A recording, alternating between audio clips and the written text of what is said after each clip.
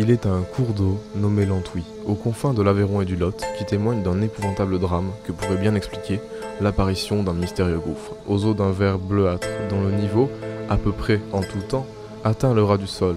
Sur le versant du Causse, s'échelonnent de rares chaînes tordues, brûlées et rabougries, quelques pans de murailles écroulés, et les débris de 2 ou 3 subsistent au bord même du gouffre.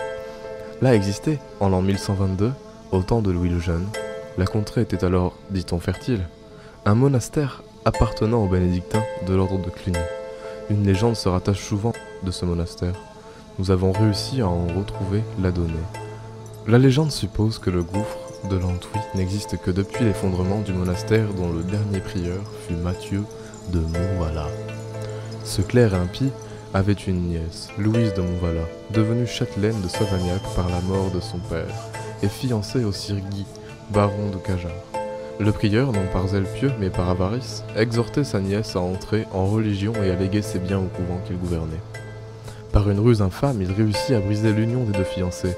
Un soir que Louise, attardée, était venue lui demander l'hospitalité, il l'abandonna à la lubricité de ses moines. Un enfant naquit, que la mère fit élever secrètement, en attendant qu'il fût en âge d'hériter de ses domaines. L'enfant disparut. Après des recherches inutiles, affolée de douleur, ne sachant à qui requérir, Louise vint implorer le secours de son oncle.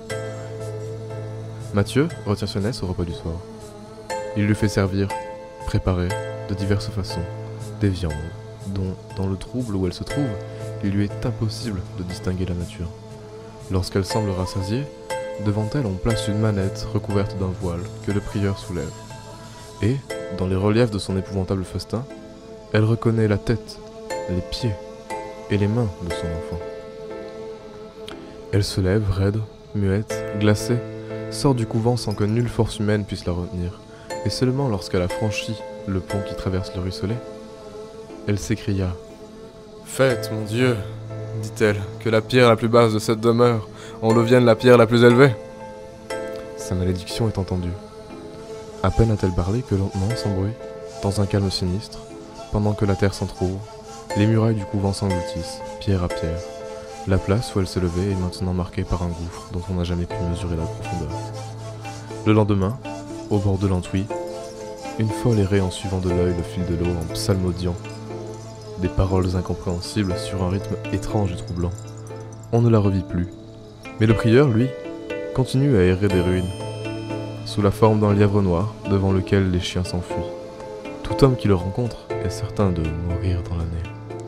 C'est un 24 mai à minuit que se fit le terrible miracle. Depuis ce temps, chaque année, à pareille époque et à la même heure, on entend la cloche du monastère, distinctement. La grande cloche de bronze qui sonne matine au fond du gouffre. Si pur de tout péché qu'il se cache en sa conscience, nul n'aurait la témérité de s'aventurer. Le soleil couché dans le lieu maudit, en plein jour même, les bergers ont grand soin d'en écarter leurs troupeaux. Bienvenue au gouffre de l'Antouy.